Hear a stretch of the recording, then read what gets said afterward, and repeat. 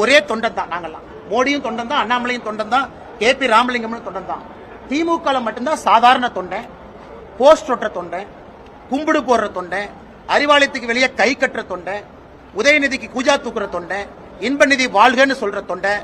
அதுக்கப்புறம் சேகர் பாபு போன்றவர்கள் முதலமைச்சர் போகும்போது பள்ளி மாறி ஒட்டிக்கிட்டு தொத்திக்கிட்டு போற தொண்டன். அதற்கப்புறம் இன்னும் தலைவர்கள் முதலமைச்சர் காருக்கு பின்னாடி 10 பேரு அரணை மாதிரி ஒட்டிக்கிட்டு போற தொண்டை. அதை தாண்டி குடும்ப ஆதிக்க தொண்டை, அதை தாண்டி முதலமைச்சர் தொண்டை. அவங்ககிட்ட கிட்டத்தட்ட 15 வெரைட்டி தொண்டை இருக்கு.